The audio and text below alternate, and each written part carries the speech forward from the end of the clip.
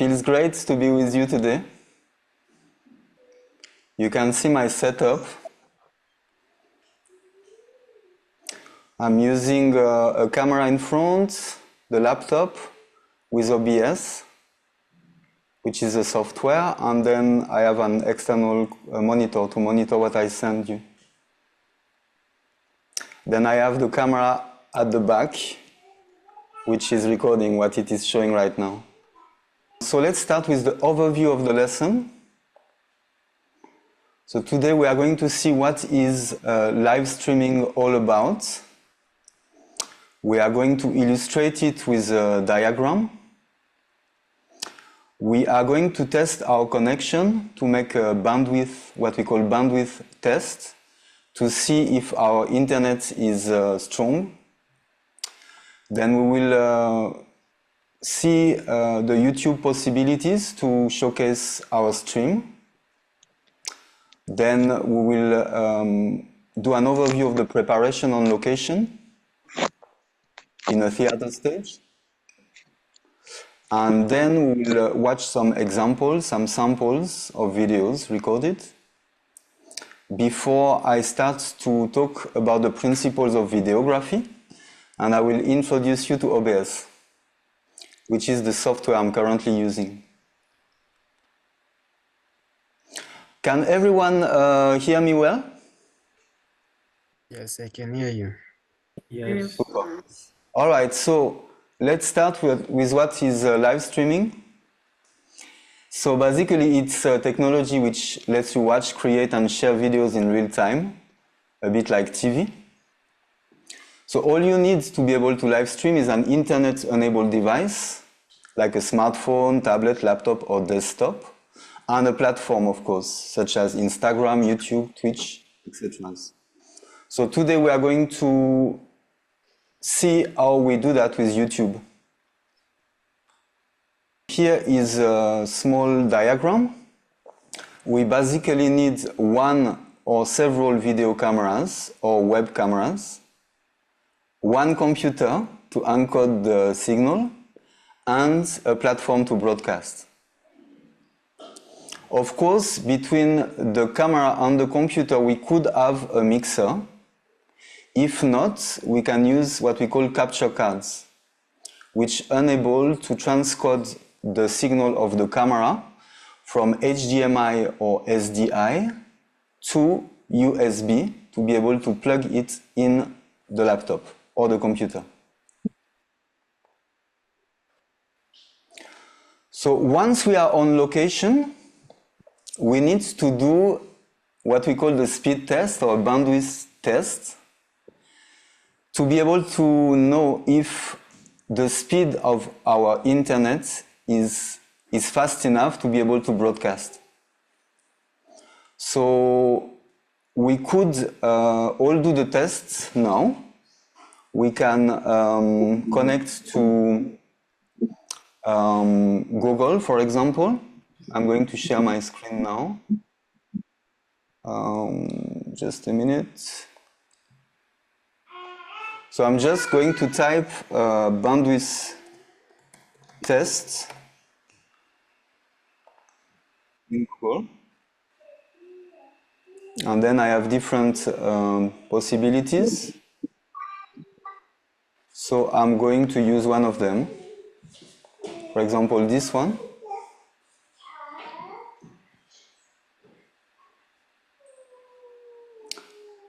And then it's going to calculate the speed of my internet.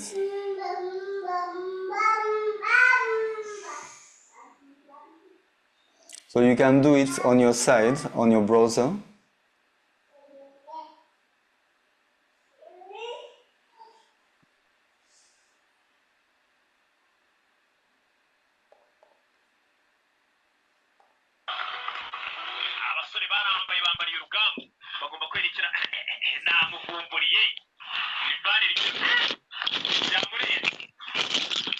We can see actually that my upload speed is a bit low. 1 megabit per second, and my download speed is at 4 megabit per second.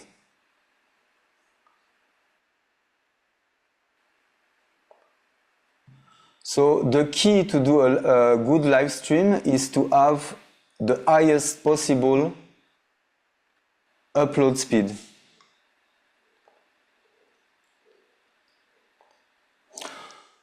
Now we are going to see how we can connect to YouTube.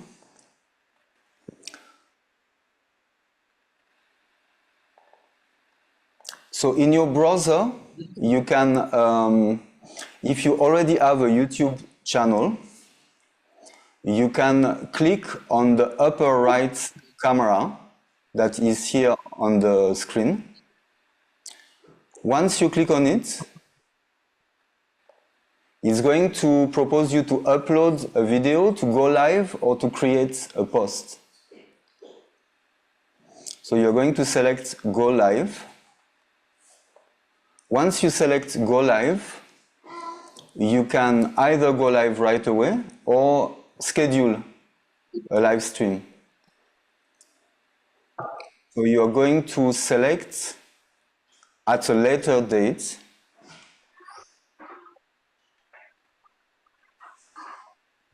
Then you will choose, should I use my webcam or should I use a streaming software? So in our case, because we want to achieve complex live streaming, we will choose with a streaming software. And what I'm going to teach you is to use OBS, Open Broadcasting Software, which is a free software. So you will select the streaming software. Once you select it, it tells you that you don't have any upcoming streams. So you're going to click on Schedule a stream. Then this is what will appear. You can enter the details of your streams, the description, as well as how you're going to use, which software you're going to use.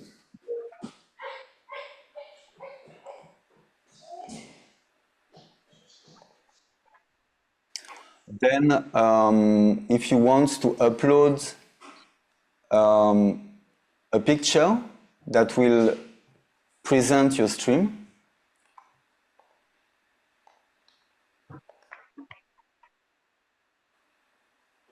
and if it is made for children or not,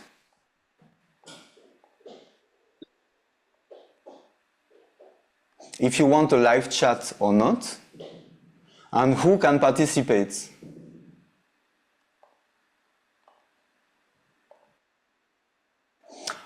Also, you will select if it's unlisted, if you want maybe to stream just for some colleagues or some friends, or if it is public.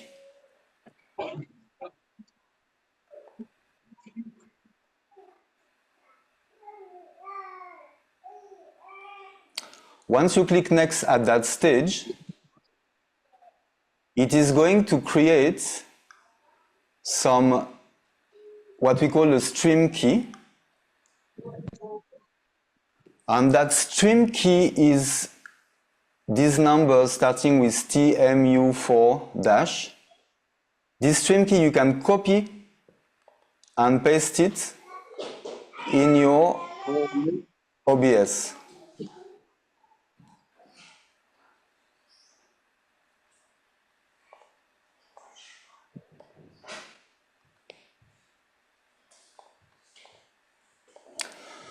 So once you open your OBS, you have in your upper left part, you have a part called Settings.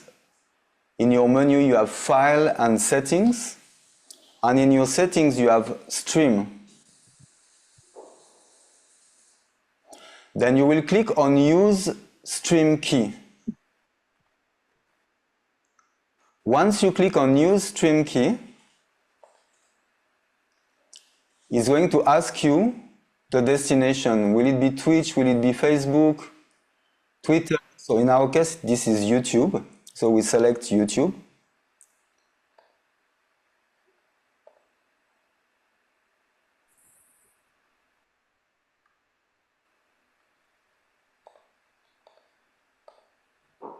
And then we will paste the stream key.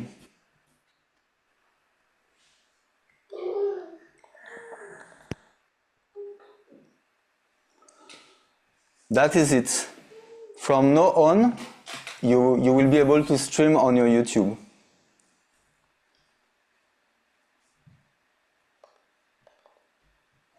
I don't know if someone has questions about that.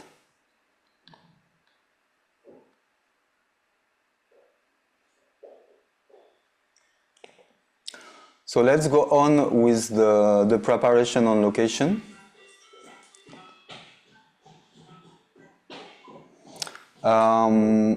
So here we are going to see a simple setup somehow, a 3-camera setup. Usually we always have a wide camera, which we call the main camera.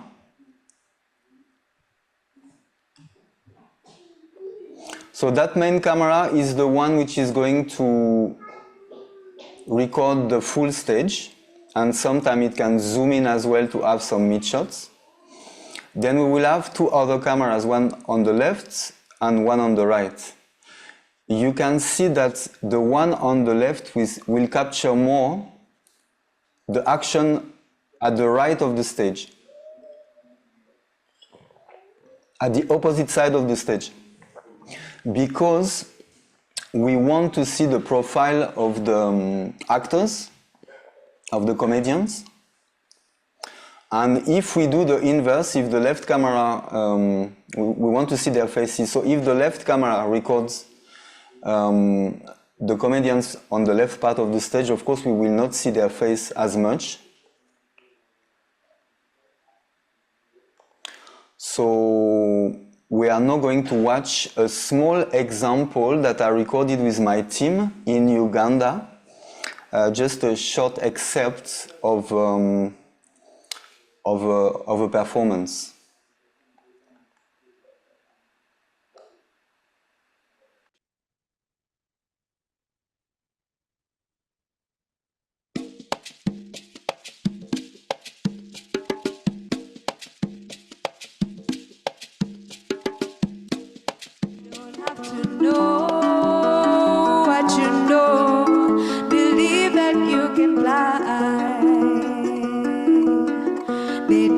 To see what you see, believe that you can fly.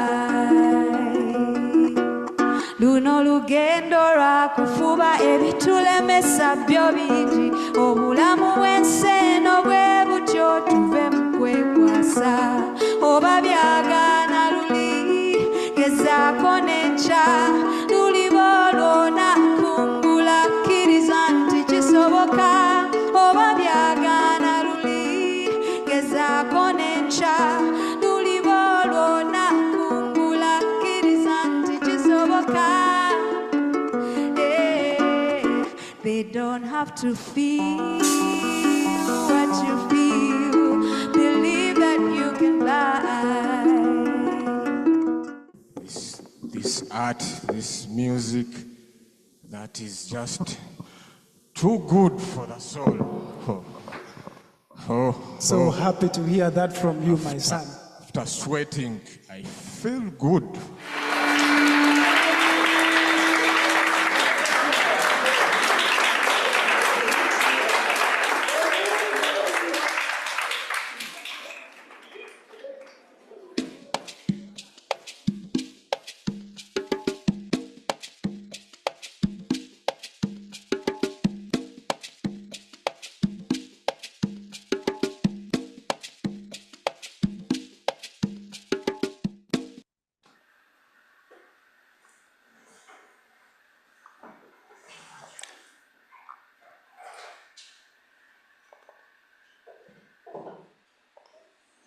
Okay, so now we are going to see another excerpt, but of a much more sophisticated play.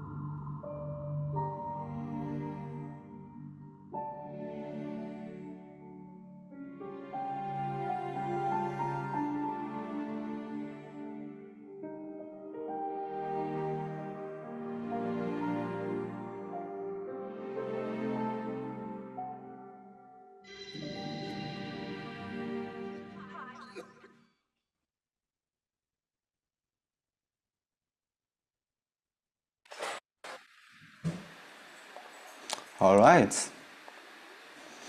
So, what we can see is that before the live streaming, the live broadcasting was a bit conventional, but I believe that since COVID, the directors, the producers started to enhance the way of recording to make it much more cinematic. Since there were no audience, the cameraman could move on the stage. They could, without an audience, you can really become intimate with the actors.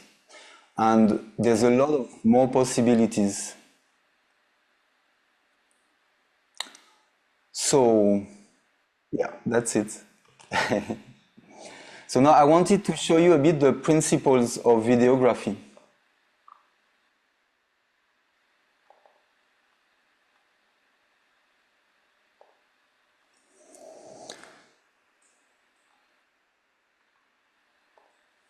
So we are going to start with the frame rate. The frame rate, basically in Europe and Africa, is always 25 frames per second. And this is what we are going to, that's what I'm using today. So it describes the number of frames or images, because in 1 second you have 25 different images if you select a 25 frame per second frame rate. So that's the first setting that you need to set on your camera. Let it be a webcam, let it be a camera. You need first to check your frame rate. The higher the frame rate, the more picture per second. So for example, if you want to record a scene that you want to put in slow motion after, you're going to increase your frame rates. Today we can record up to even like 500 frames per second for ultra slow motion. The camera I'm using can record up to 180 frames per second, which enable super slow motion. But of course, for live streaming, we'll be using 25 frames per second. The resolution, of course, it goes up to 4K Ultra HD. Most of the cameras today can record in Ultra HD, which is 3840 pixels by 2160 pixels.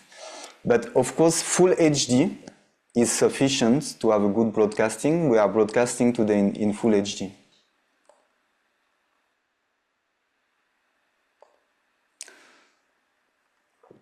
Now, the ISO sensitivity is also one of the first settings you are going to set on your camera. The more light coming in, the lower the ISO should be set. So if you shoot in daylight with a lot of light, you're going to put an ISO 100 or 200. If you shoot at night or on a stage which is very dimly lit, you can increase that ISO. Some cameras are very high sensitive ISO, they can go up to 20,000 ISO, but the grain will start to come visually on the picture if you go above 1600 ISO.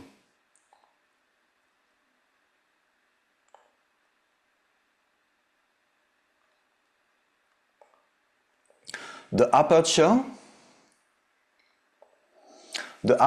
influences the amount of light coming through the lens. So the lower the number, the more light coming in as well. So this depends on lenses. Some cameras, you can interchange the lenses. Some others have fixed lenses. If there's a lot of light, you're going to close the iris, close the aperture, and to go to higher number like f10, f12. Also, the lower the number of the aperture, the shorter the depth of field, but we will see that in a few minutes. The shutter speed. So in photography it's different, but in videography you're always going to put 1/50 if you record in 25 frames per second, or if you broadcast in 25 frames per second. If you broadcast, if you choose to go to 50 frames per second, sometimes you can use 50 frames per second for when there's a lot of movement. Let's say for an action-packed performance, you might set your frame rate at 50 frames per second. In that case, your shutter speed should be 2 times more, meaning 1/100.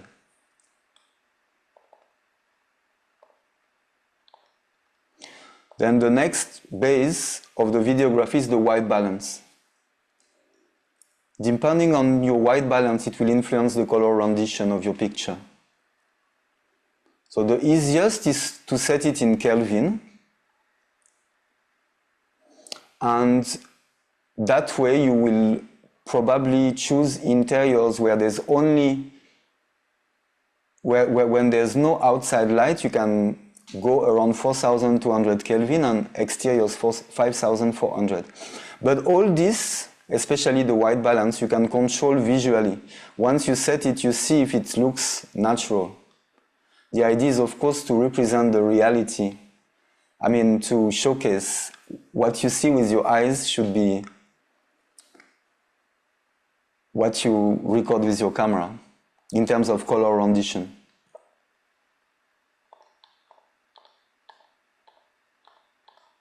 So next, we will check the different types of framings that you can do. These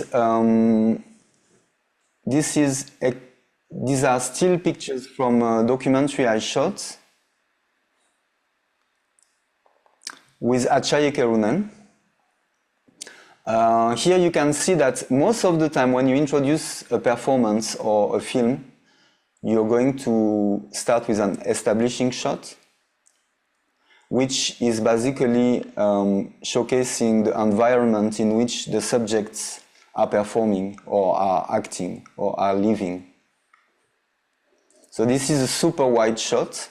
You see your subjects, but you also see the environment in which they are in.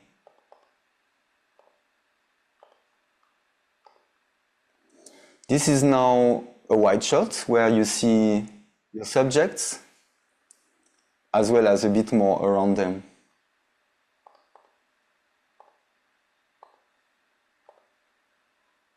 Here is a mid shot.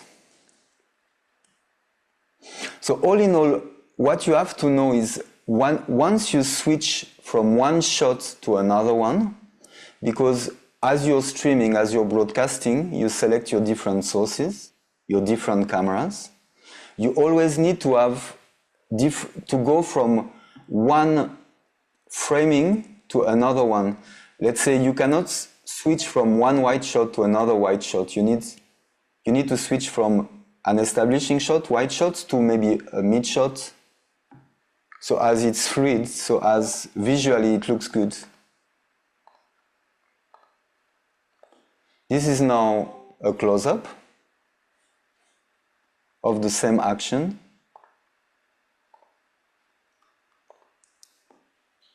Here is an over-shoulder shot,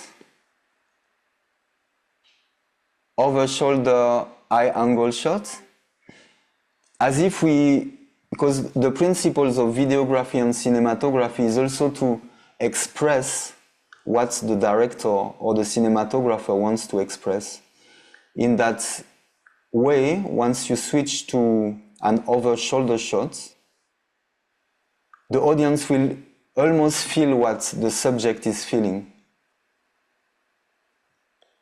So it's a way to feel more intimate with the subject once you do an over-shoulder shot.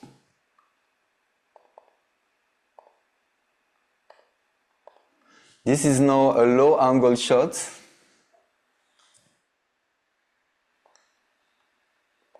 Once you're shooting a dialogue,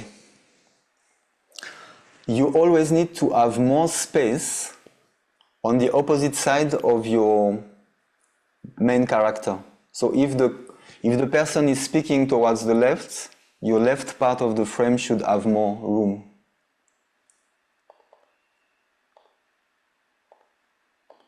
Same here.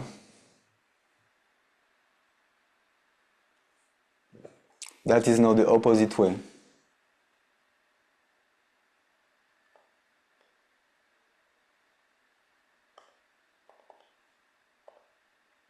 All right. Do you have any question?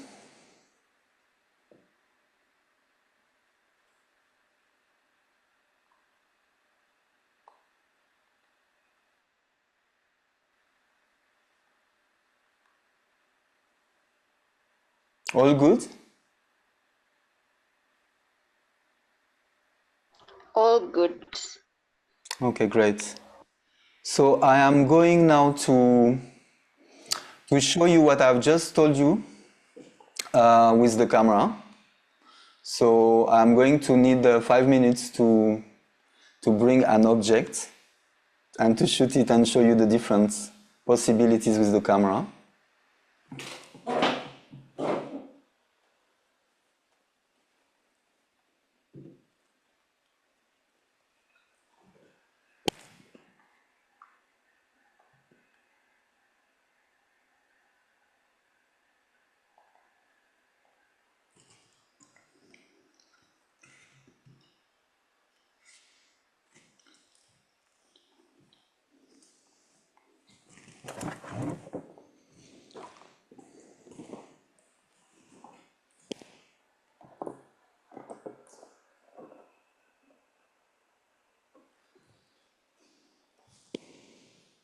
I was hoping to be able to go to a live show to show you on location, but it was a bit complex to achieve that. So I will just be using that object.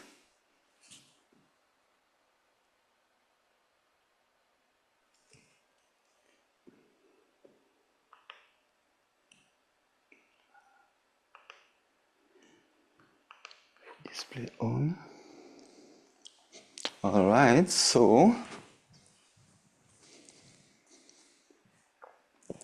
I'm going to switch back to the other angle.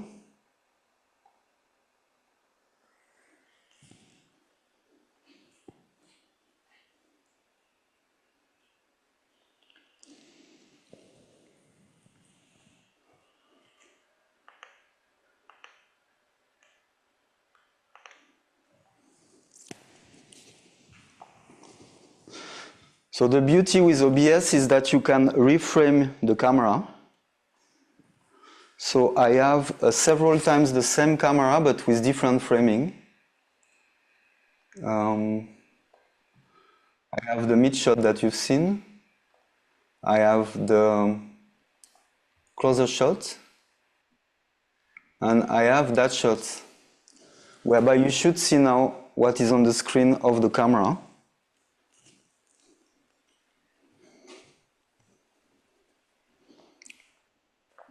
So I am using a Lumix camera, but with other types of cameras such as Sony's, Canon, Nikon, it should be kind of similar. So I was telling you about the ISO. So here I have a button on my camera, I have clicked on it, I have clicked on the ISO. You can see I'm at ISO 1250. If I go lower, you can see that it goes darker. The higher I go, the brighter.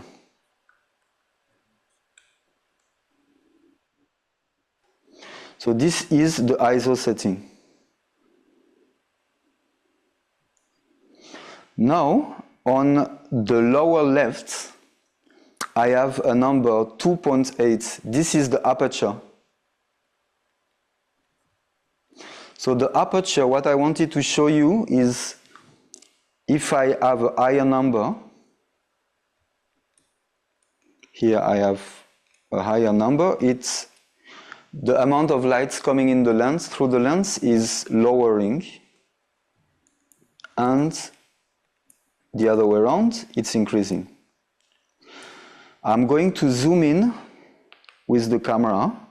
I go into, with such Lumix camera, you can have a crop of your sensor. It's kind of a zoom within the picture, so I'm activating it so as you see better.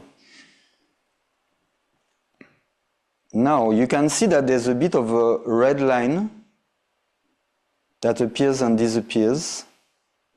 This is to know if where the sharpness is on the frame. So I did that, so as you can see the depth of field. So as you can see how out of focus is the background.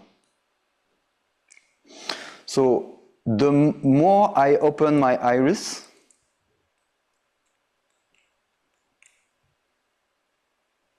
the more the background becomes out of focus, though the light is too much. So I'm going to decrease my ISO.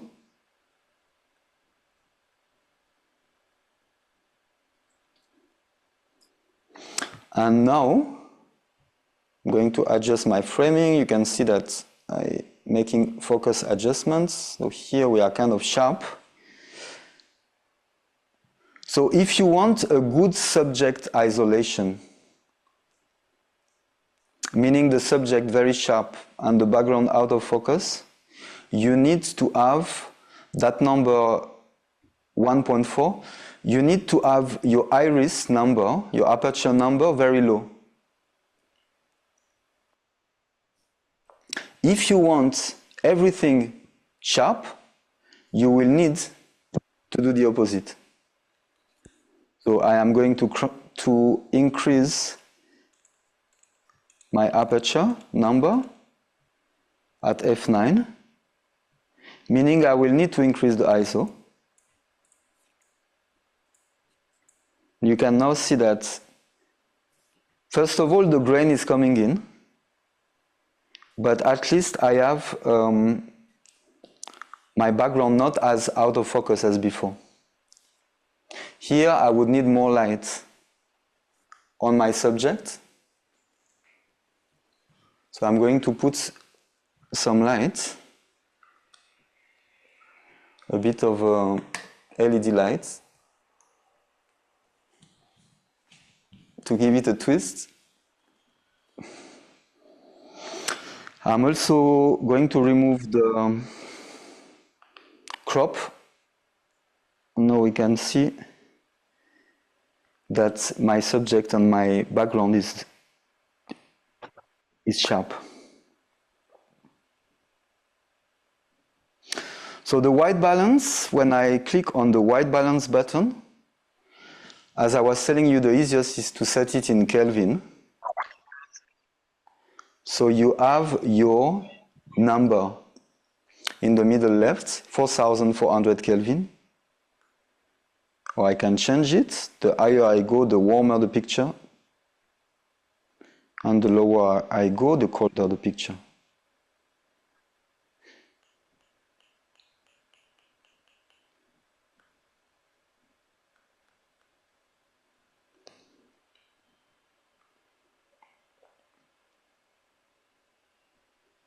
I think that should be it for that showcase of the camera. Let me come back the other side.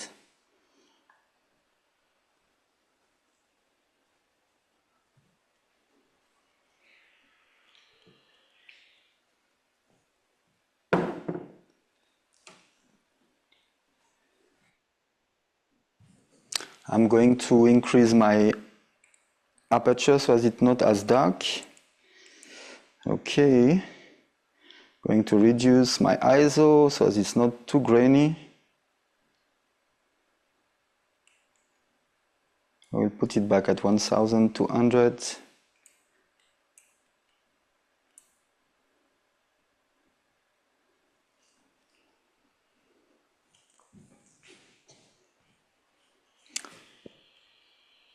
Let me remove the light as well.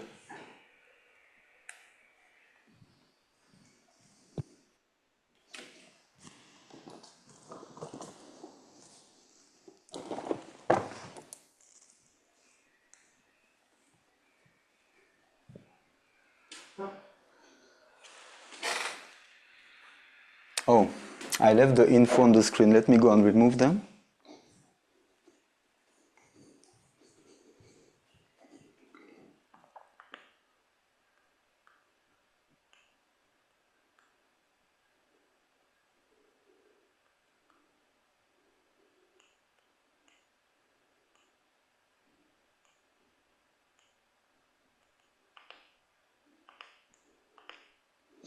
Okay.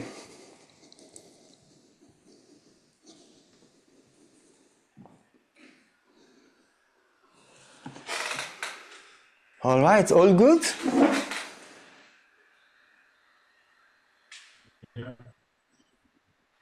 Great. So, what time is it? 5:42. I wanted to show you OBS, the software now. But maybe if you have any question. I have a question. Yeah, please, go ahead. I usually go to YouTube to play some music. And you find that channel, then it's not a video, it's just maybe a list of songs that's being played, but it shows that the page is live. So I wonder how they do that. Can you go back to a video you recorded some time back and you stream live it again, or when you see that live thing that shows that live icon that shows, it means that the person is there playing live. I don't know, stream live. Okay, playing live the song. Yes, definitely you can do that with OBS, because you can stream a pre-recorded video or a playlist. Streaming is just the fact of, that's why we call it live streaming, this session. So this would not be live streaming, basically. It would just be streaming any content. So it shows it's live because the person is sending these videos at that specific time. But it doesn't mean that these videos are being broadcasted live. I don't know if I'm clear. But you could make a playlist of music videos, connect on your YouTube, and click on Go Live as I explained to you. And with your software, you just play back that playlist. And it shows that it's live on YouTube, but it's actually not live. But let's say for a DJ, for example, it can be useful. The DJ can mix live, have his DJ performance, DJ VJ. He would mix visuals and as well as audio, and then just go live. Yeah, that is why.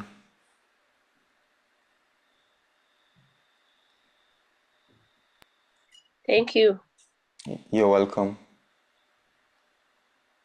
Any other question? I see in the chat that there's a question. I watch movies these days where the shots are made with the big space, or the space not opposite to the character. Why? In fact, in cinematography, which is the art of representing the vision of the director or the cinematographer, you are going to do different, there are different techniques. For example, in the second example that we saw today, the life of P, you can see that sometimes the camera is moving a lot. Why? Because it happened during a very emotional scene. So when there's a lot of action, when the characters are fighting, you're going to have camera shakes. I mean, you could have camera shakes to somehow to showcase that violence. If a subject is, let's say, very sad, or he feels so lonely, there's no way out. He's just in his space and is so sad. You could frame it, that subject, the opposite way. It would look, let's say, on the left of the frame, and his face is looking towards the left of the frame. There's a lot of space on the right side of the frame, and the subject is on the left, looking on the left. It's like there's no way out for him, for that subject. He's just so lonely, there's nothing else but his loneliness. So you can actually use different types of techniques. What I was showing you is more like the usual framing types, but of course it's an art, so you can express whatever you want the way you're shooting. If you want to shoot out of focus, it can have a meaning as well. If maybe you're in a dream, maybe you're waiting for a call from someone, maybe everything becomes blurry, everything could be out of focus. So yeah, usually of course we have sharp pictures, we have subjects well placed on the frame, but it all depends on the emotion you want to showcase.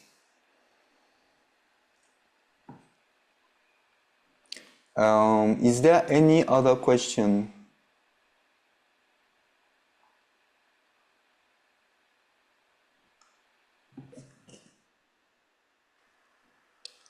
I see that there are more people in the waiting room. I'm going to let them enter.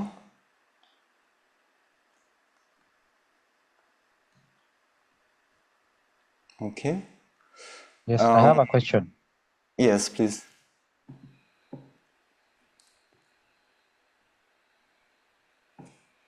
Yes, can you hear me? Yes, I can hear you very well. Please go ahead. The network is not very good. Can you hear me well? Yes, I can hear you very well. You've talked about the principles of videography, I think, and Yes.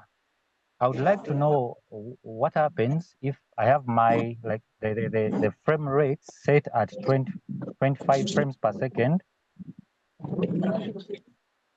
Then I set my shutter speed at a figure like 100. How does that affect the quality of my video?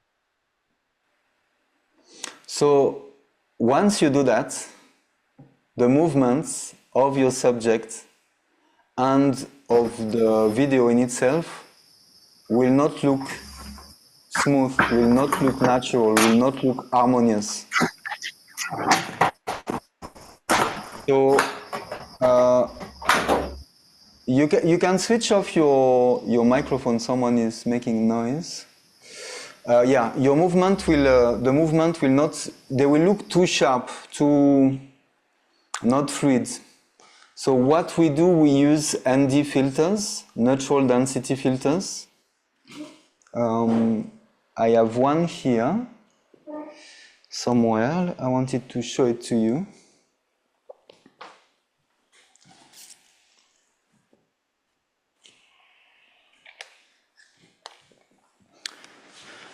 Yes, here it is. So it is something you can put in front of your lens, and you just screw it on in front of your lens. If you have a rig for your camera, you can put bigger filters and they go in front of your lens. The ND filter enables you to reduce the light coming in through the lens. Remember, with an ND filter, with that technique, you will not be able to achieve bokeh or subject isolation if you do not have an ND filter, except if you crank up the shutter speed. But of course, the picture will not look natural and cinematic.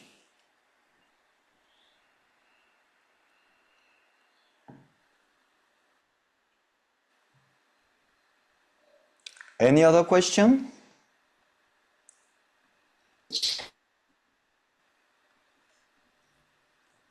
I have a question. Yes, please go ahead. The you can repeat about difference between ISO and the aperture. It seems like it's the same. I'm confused. You can repeat again. Okay.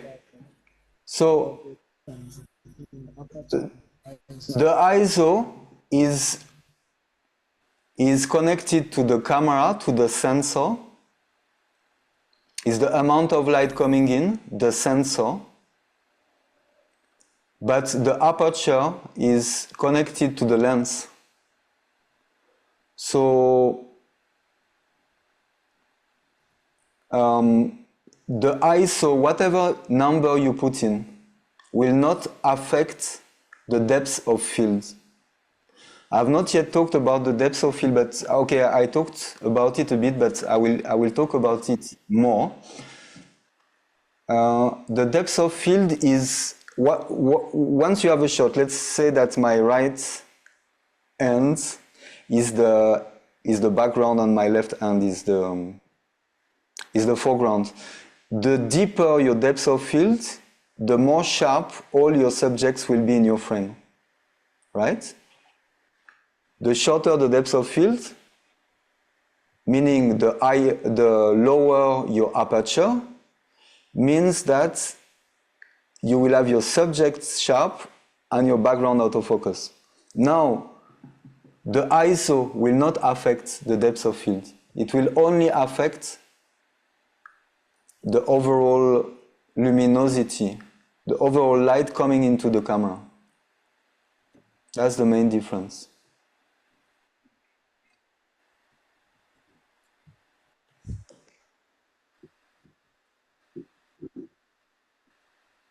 So usually for a theater play, once you have a lot of character on the stage, you will want to have a very big depth of field. So as everything is sharp. So as, okay, depending on your style of shooting, but remember, once your depth of field is short and you have subject in movement, it's very difficult to have the focus on point. So once you have a mobile subject, either you use a very good autofocus on the camera. If you shoot manual focus, you will want a bigger depth of field, so you're going to increase your ISO, and your aperture, you're going to have it around f8, f10, so as everything is sharp in your scene. If you have a monologue, let's say, with a dreamy background, let's say you have some a main character which is seated on stage with maybe some projection mapping at the back, symbolizing his dream, you could sometimes have a short depth of field, so as your character is sharp and the background is out of focus.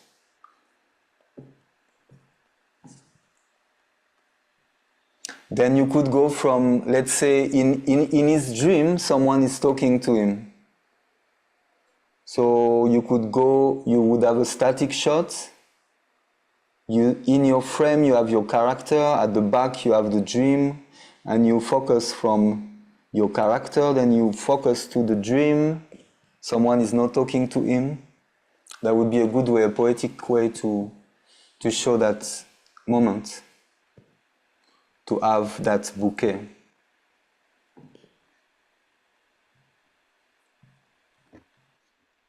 Any other question?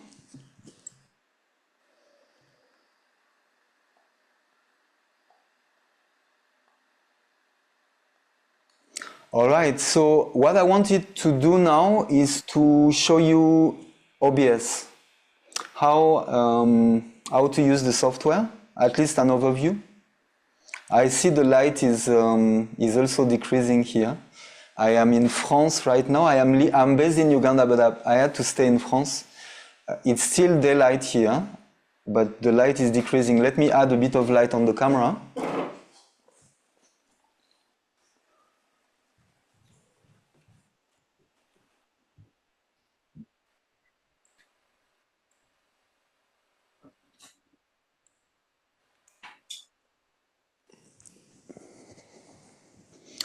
Okay, So let me switch to, let me share my screen, my OBS screen.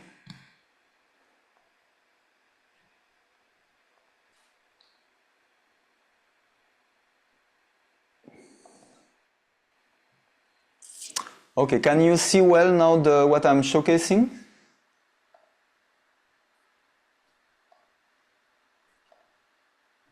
Yes. Yes, we can.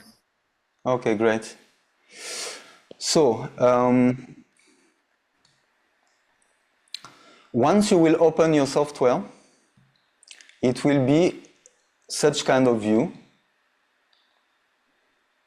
with only one screen in the middle. What you will need to do is to click on Studio Mode on the right.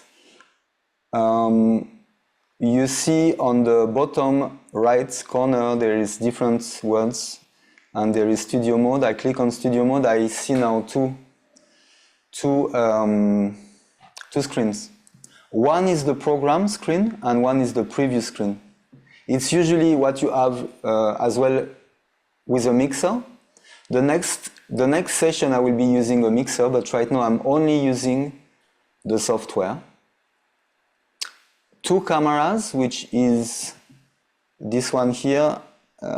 This is just a webcam that I enter through USB-C, and then the other camera that is recording me right now. So two cameras. Once you look on the left of my screens, you see scenes. In my scenes, I have my different sources. So I have, for example, right now I have the same thing in preview or program. Remember, what is in program is what is sent to your live feed.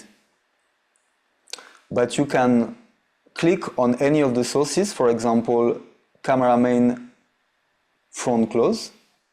And here I have the close-up of the same camera. So if I want to switch to it, I just click on cut. Or I could do a fade. If I click on fade, this is just a fade. The transition, the fade transition, once I click here, you can reduce it or increase it. If I reduce it, I have a very quick fade, a quicker fade at least. So my scenes here, how did I create these scenes? You can see that I have different shots of the camera. I also have the camera of the back, this one here. So the idea is to insert sources, right, in my scenes. So on the left bottom, I have a plus. I click, I add a scene that I'm going to name whatever I want to add. Let's say I want to add a camera or webcam. So webcam test. I click on OK. It comes on top. Now, here it creates, once I double click here on my scene, I have sources. I can add, there's still a plus here. I click on it, and I can have, I'm going to select video capture device. I click on video capture device.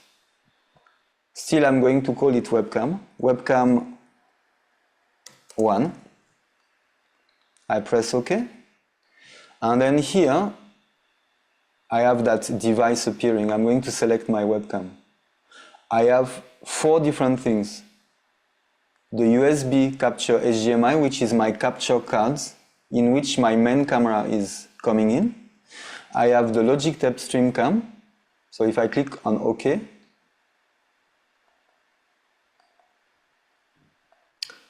and I have a HD webcam. So this is my HD webcam. I have not yet used it. It's the inbuilt webcam of my laptop. So I can press OK. Now I can resize it here directly. I can increase it or decrease it. You can see that my webcam has quite some grain on it because there's not enough light in the place where I am. So if I want to switch to it, I just have to click cut.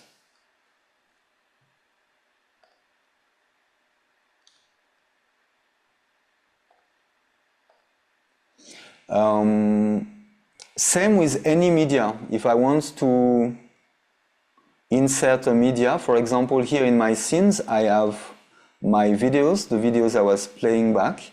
So here, on my video one, you see that I have a media source. I did the same thing. I clicked on plus. I selected media source. And then I clicked on browse here to go and select on my desktop or on my hard disk a video.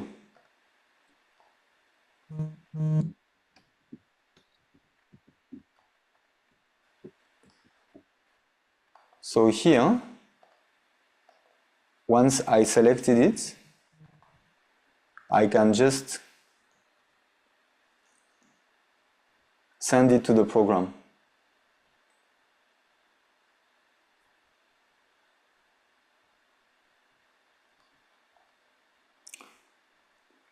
Knowing that on the video, once I right-click on it, I have properties. Once I click on properties, I can decide to loop it. So that is what I did for the introduction of the course. There was that video playing in loop. I had pressed on loop, so it would play back. As soon as it would reach the end, it would loop back at the beginning. If you don't press loop, it will stop at the end and just send a black screen. Same with here on my principles scene. I have different pictures, and what I did for pictures, you can go directly to your desktop or to your browser or to your explorer and drag on them and drag them directly in the software. You don't have to import them, you don't have to click on plus every time, you just drag and drop them. Then you can decide to remove that eye, and you see now if I cut to it, I have sent my first picture. In my preview, I have clicked again on the scene, because every time you click on scene, it goes to your preview. So I click again on my principal scene, and then I click on the eye of the second picture, and I can send it to my program out. Next slide, etc. I wanted to show you the, for example, the main camera, the medium camera. Here you can see that there's an overlay text on it, Lesson 1 Introduction to Streaming. When I send it to my program, so I can cut or fade, let me do a fade for that one. Automatically, it goes into the program, into the output, but you can see that it's animated a bit. There's a video which is appearing. So this is my camera main medium. I'm going to show you in the preview. Here, you can have different layers in the same scene, as we have seen before. For example, when I was showing you my principles, I have all these pictures, right? These are different, let's call them layers, that I can switch on or off. Now, if I go to my camera main medium scene, I have 3 layers. I have my camera below that I can move.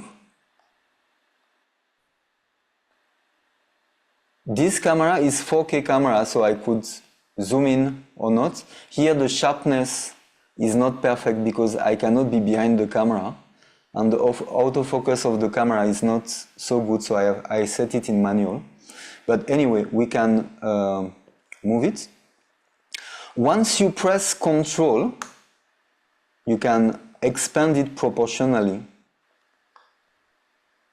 So with one camera, you could have different types of framing.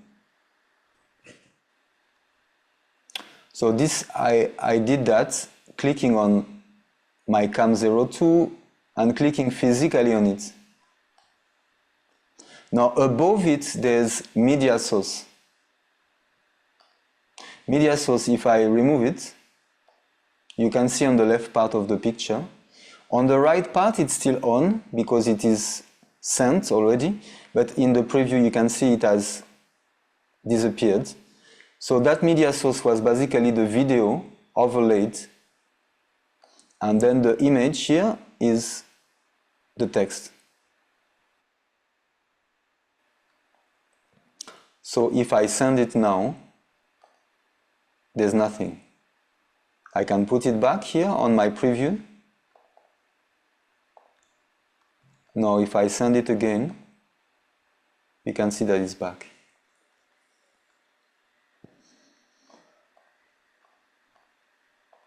To achieve that, you need to use the transparency. Pictures or videos that keep the opacity. For example, for pictures, you need to use formats such as PNG. Once you use PNG, it keeps the transparency, so you can just create with, for example, Photoshop or other softwares. You can create that writing with that square, that yellow square, and then save it and import it here. Same thing with the video. With the video, I use After Effects. I think the other tutors are also using After Effects, and you can save your video in a format that keeps transparency, opacity, such as QuickTime, a special QuickTime codec. So I have all my scenes. I can go from one to another one. Let me check on the chat. I see a lot of new messages.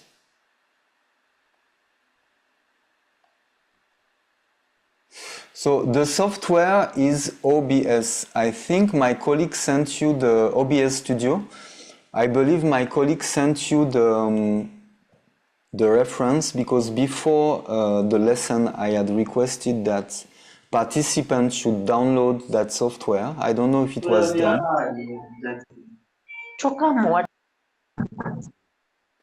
So yeah, the software is called OBS. It is a free software.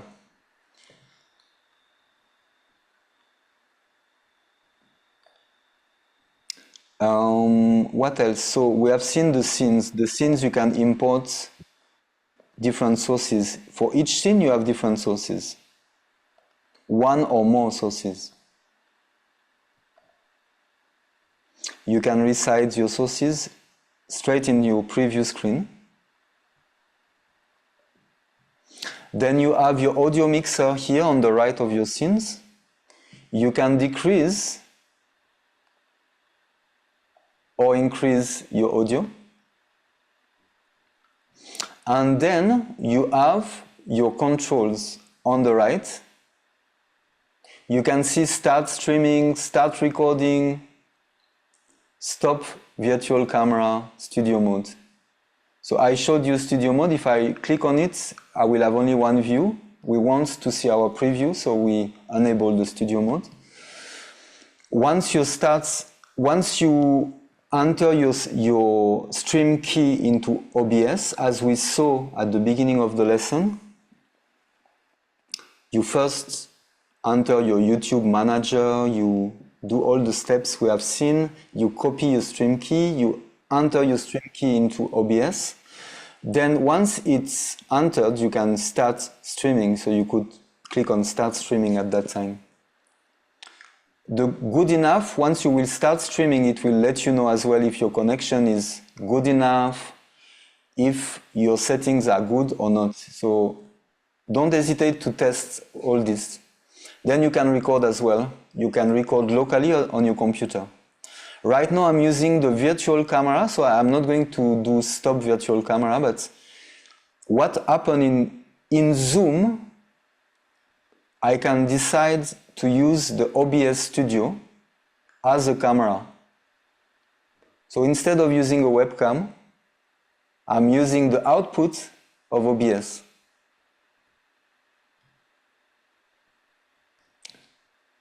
All right, I'm going to stop sharing for now.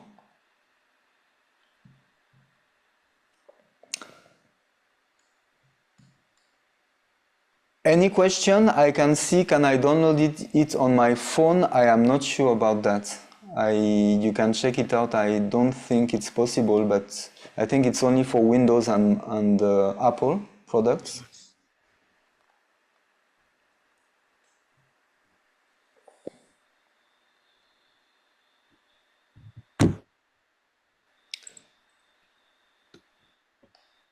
Yeah, don't hesitate if you have any question. Elsewise, I just wanted to go through what we have seen already.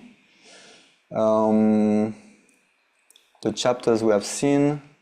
Let me show them again. So we have seen the definition of live streaming. We have seen how to, the diagram, which is basically this. We need one camera or more cameras.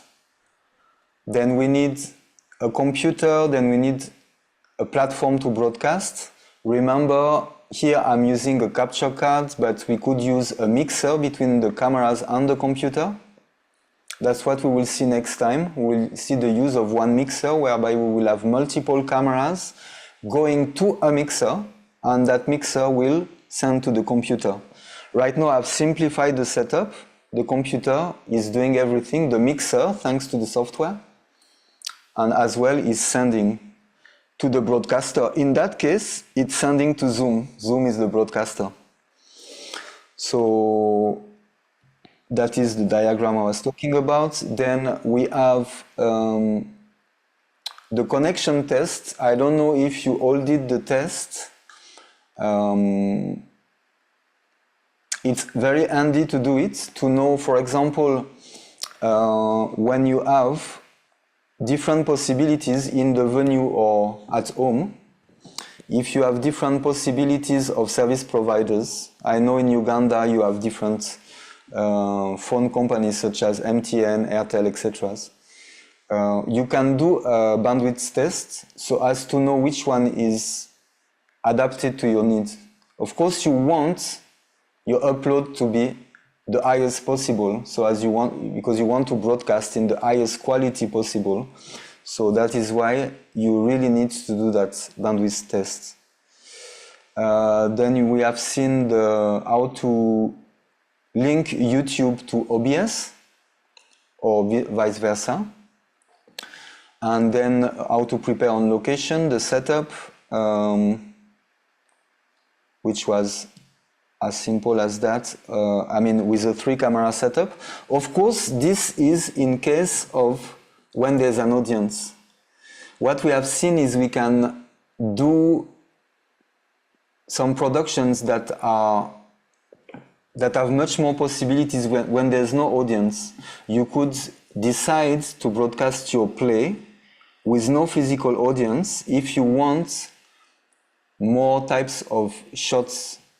If you want the cameraman to be more free, if you use wireless transmission system, for example, you can then have gimbals, cameras which are mobile on the stage.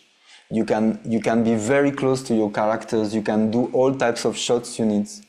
So personally, that was quite incredible during COVID to do such experience because there was no audience and we would broadcast live in different productions. Then you can really try out and experience a new way of broadcasting.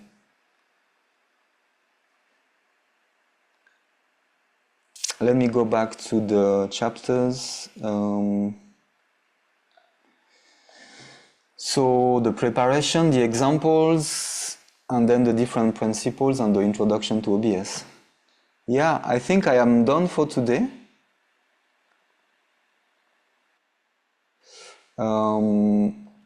If you have any more questions, please don't hesitate.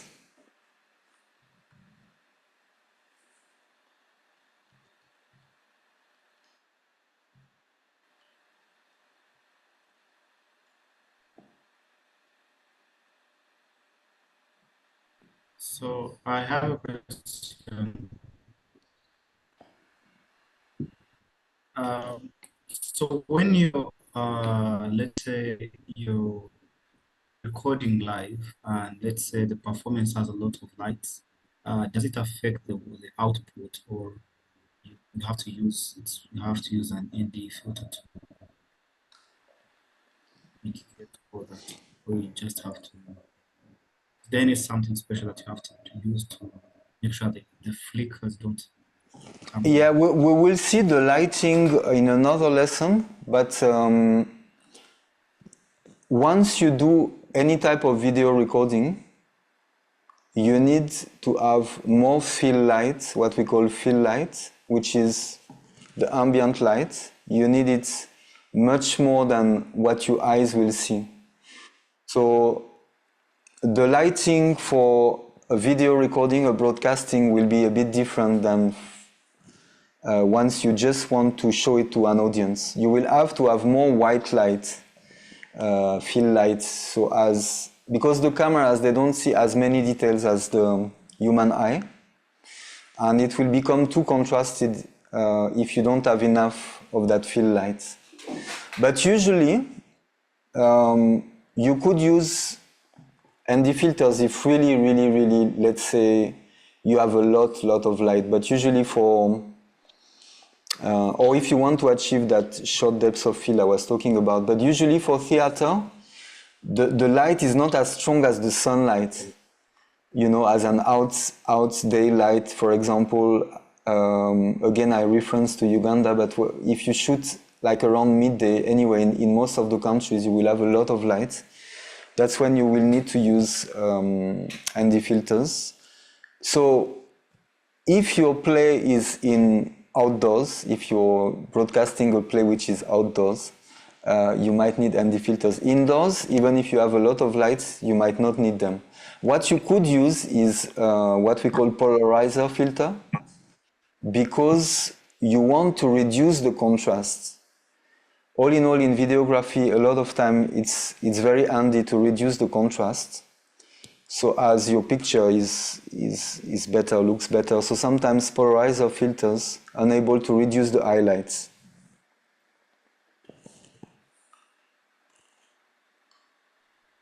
Yes, I have a question. Yes, please.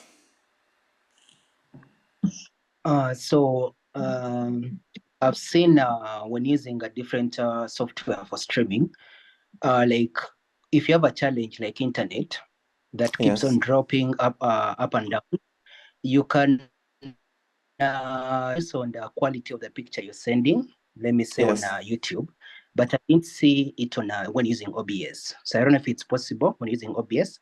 So let me say if I was sending a 2K, and then I reduce it to maybe 720 or 1080p. And then the second question would be, you might find when somebody is streaming, let me say online, when the picture is in front and the sound is behind.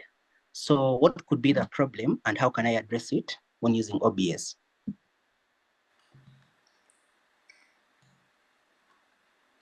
Okay, let me share my OBS screen. So if you go to File, Settings, and then you go to Stream. sorry, you go to output.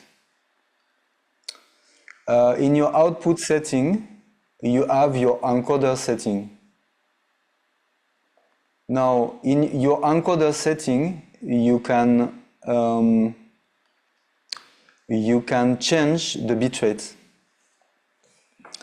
So, by default, you have, I think it's set in constant bitrate, what we call constant bitrate, rate control constant bitrate.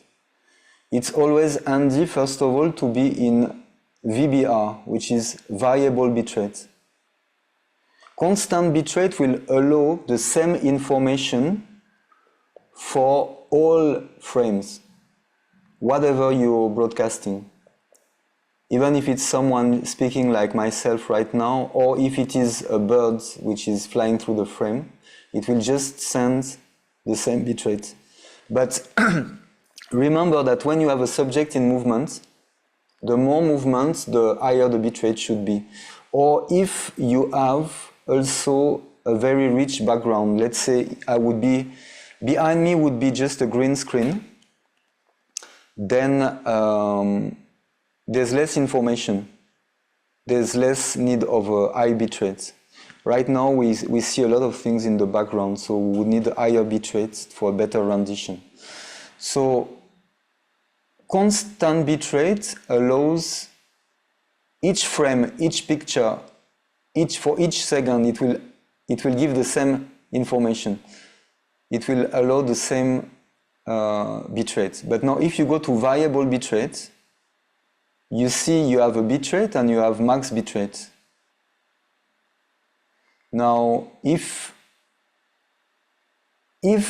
the software analyzes that scene has more information, let it be in movement, let it be in more colors, more details, it's going to allow more bitrate automatically at that specific time.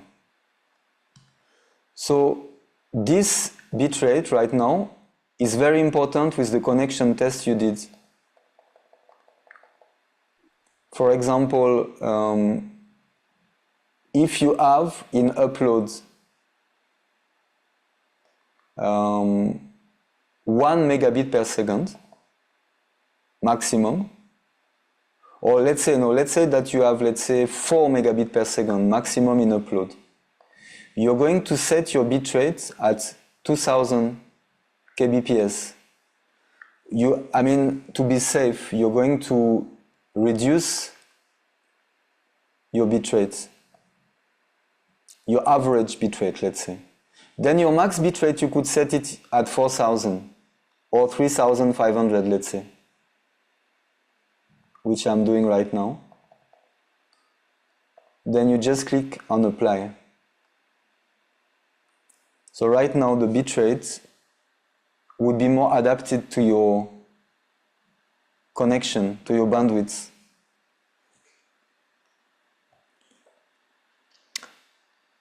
What was the other question again? The other question was, when you're streaming, and then when the picture is in front and the sound is behind, like when there is a delay. Yeah, that is something we will see later, but usually it is because you're not using the same, the sound. For example, in my case, the sound is going through the camera. Like I have that mic here, which is a wireless mic, which is connected to my camera. And hopefully there's no problem of sync. Is there any problem of sync when I speak, or do you notice any synchronization problem when I speak, or it seems okay?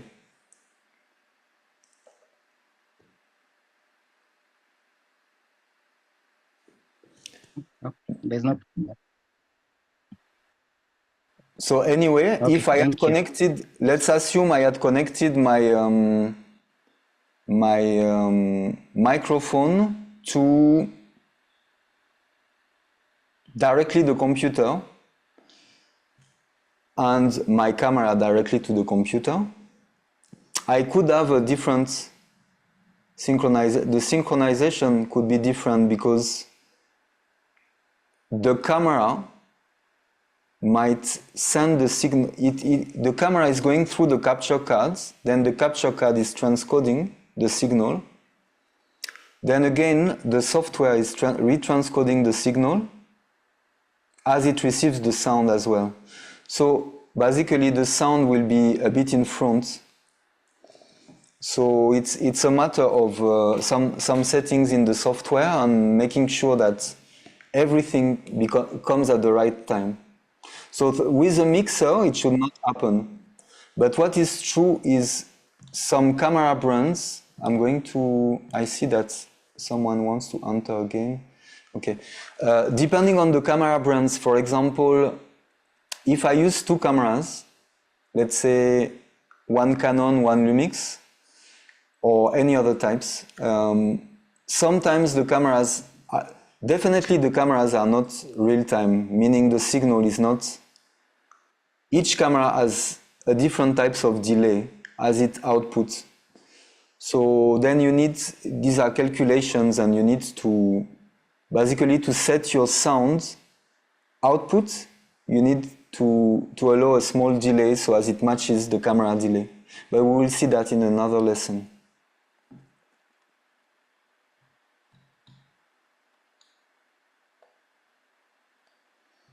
Any other question?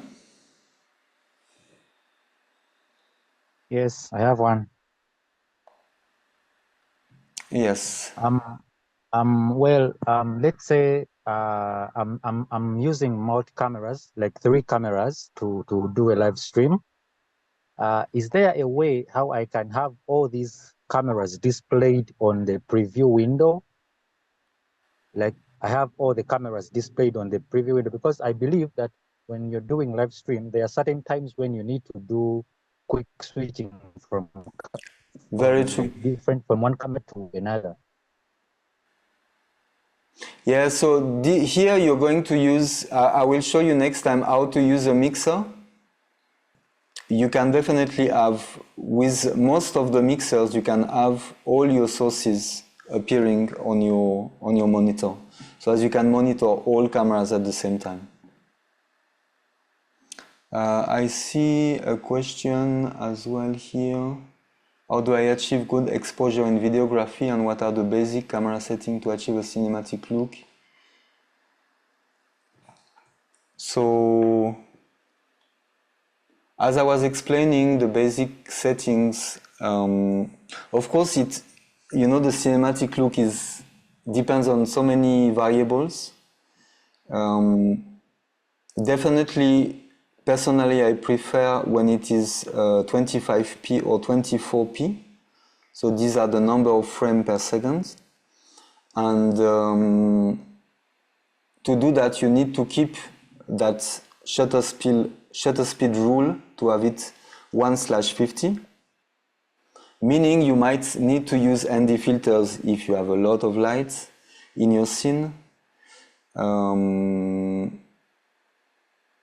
And then it depends really what you like as cinematic look. Some people prefer to have everything sharp in the picture, some others with bokeh. Yeah. So I see another question, maybe not for today's lesson, how to start YouTube Live with both cameras. This is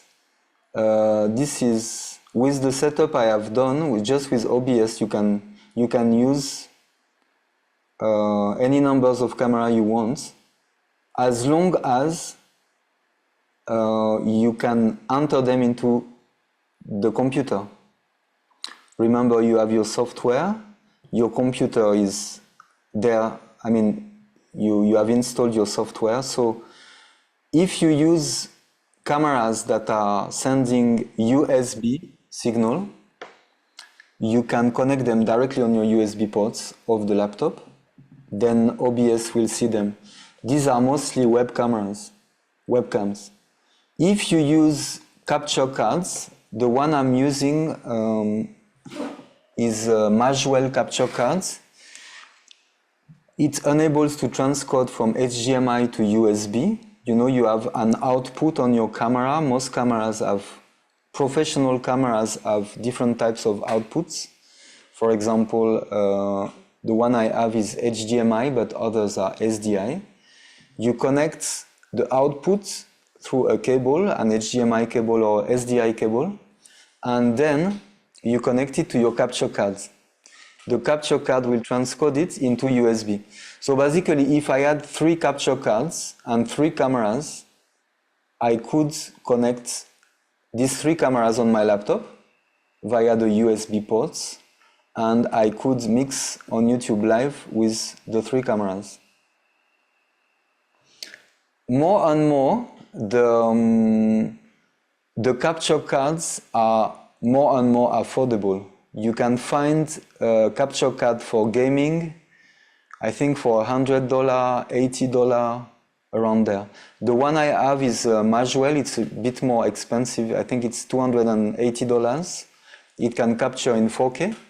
But for HD or even some 4K capture card, if you look online, you will, if you type capture cards, HDMI to USB, then you will see some are maybe $50, $70, then you can use them to input your camera directly into the software. So then you can use, if you have a number of cameras, you don't need a mixer basically if you have these equipments.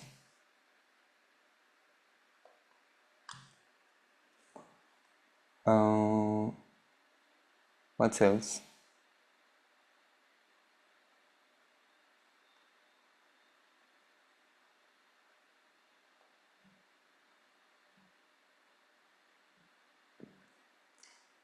So of course, your cameras, we have seen a setup with 3 cameras to capture your production. Most probably, this is the minimum cameras needed to ensure an interesting broadcast, because you always have your wide angle, your wide camera, to showcase the full stage. Then you have medium shots and close-ups. So I believe to have an interesting broadcast, you need at least 3 cameras.